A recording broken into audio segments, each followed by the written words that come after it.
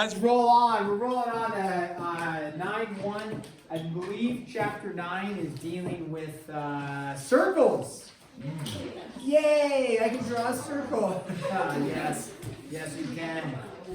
And we'll definitely have some circles and hopefully add some trigonometry and make it difficult for you. Saw some death stares from people. Okay, here we go. Let's talk about circles. There's parts of circles that we got to know. A circle, I think everybody can draw some sort of circle.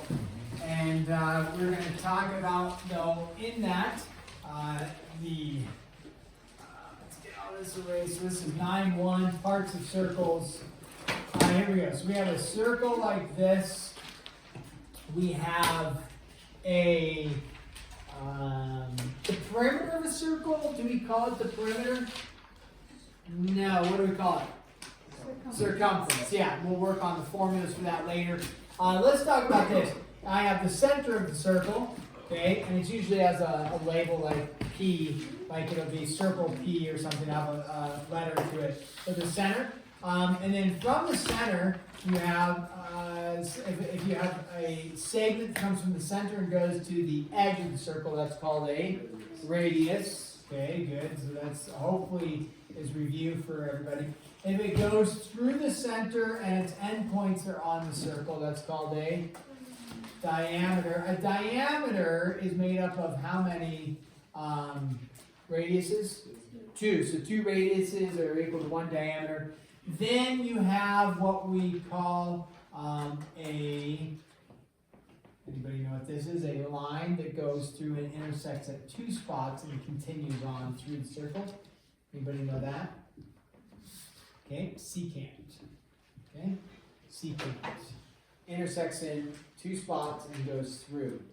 A segment whose endpoints are on the circle, so it doesn't continue on, this is called a chord. Or a chord.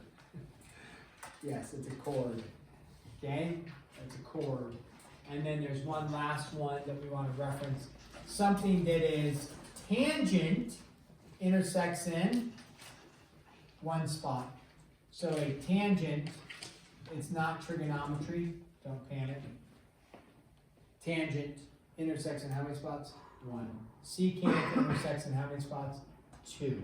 We use this all the time in calculus, that concept right there. Chord, endpoints are on the circle. So technically a diameter is a chord, and it goes through the center.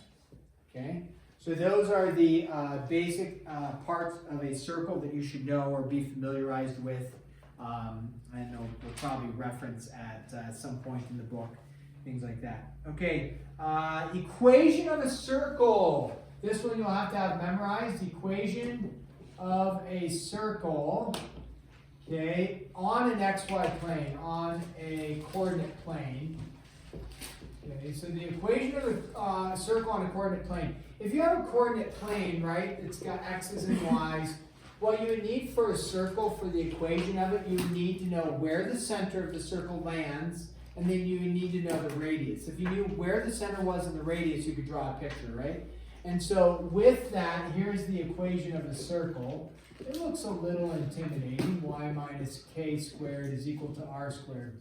But like a lot of things in mathematics, it just breaks down to, it's actually just a Pythagorean theorem.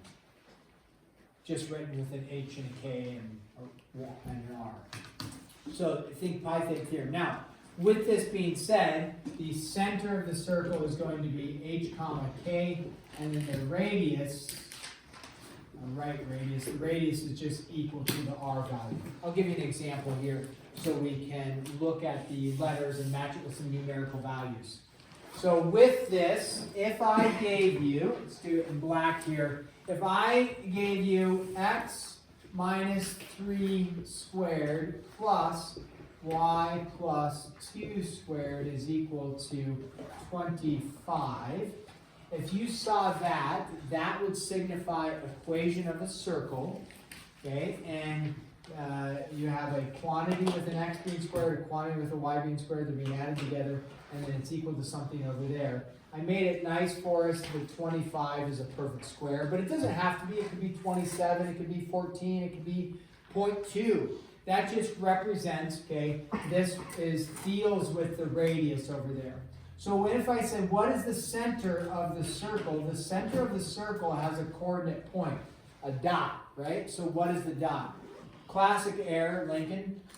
Would be -3, 2. Okay. So that's H and K. Yeah, classic error, and it's understandable, is to say -3. And the reason why you're like, well, it says -3.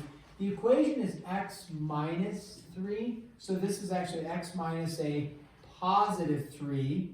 Maybe you're easier understood where it's y minus k. So this is actually y minus a -2. And a negative make a positive. So in that case, that would be a -2 for that. But yes, 3 and 2 get used. The signage is where it can get a little confusing on that. But since the formula is x minus h, you're plugging in x minus a positive 3 there. The radius may be a little confusing at first, but the radius is not 25. R squared is this value. So if this value is r squared, what's the radius? 5. So I made it somewhat easy for us, meaning it's a perfect square.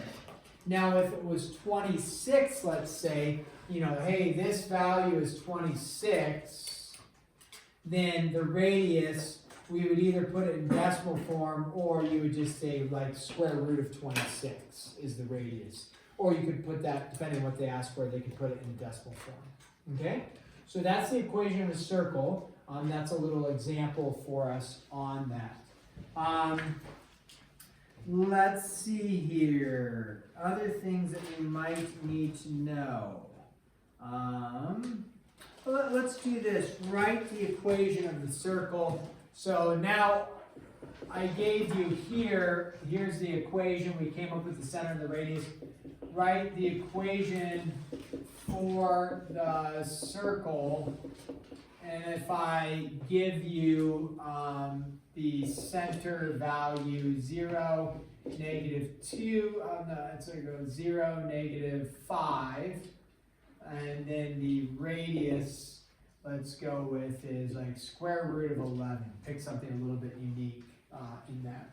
So if they give you, or you have a problem that says, hey, I have the center and I have a radius, we know that's going to be the equation of a circle on a coordinate plane because you have an x, y for the center and then a radius value for that. So you're going to take that and you're going to plug it into here. What's a little bit unique is the 0 throws some people off, right? So with that though, you can just plug in. What I'm going to ask though is that you simplify, but you're going to plug in like this, it's going to be like this, and it's going to be like this. And then it's going to be a radius squared, right? And you're going to have an x and you're going to have a y. And then now it's just plugging in the h and the k and the r value. So when you look at the h and the k and the r value, you can, just to stick with the format, you can go minus and minus and then just plug in from there. So when we plug in for the x, right, we say x minus whatever x value is in our center. What is it going to be? 0. Now, I'm going to ask you to simplify that because that's just poor notation. It's true, but what's x minus 0 the same thing as? X, right? So it'd be better notation just to write x squared. Here, y minus a, what am I going to plug in? -5, but we wouldn't leave it like that. What would we write? Y plus 5 squared.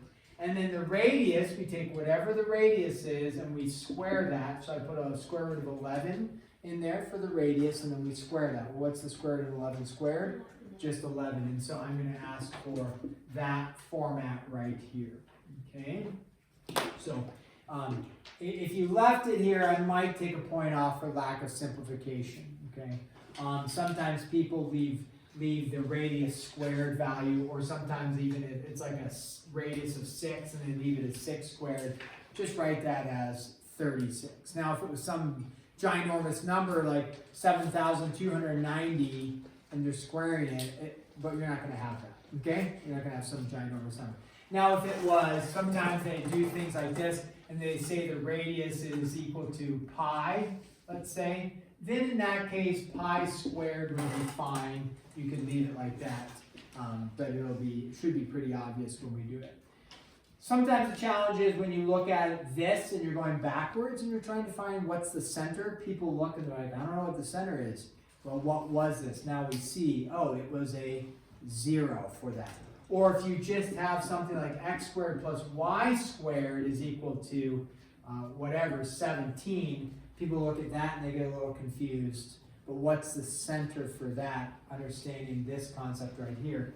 Our center going backwards is x minus 0, and then y minus 0, and then the radius would be the square root of 17, because this is represented by r squared. R squared is equal to 17.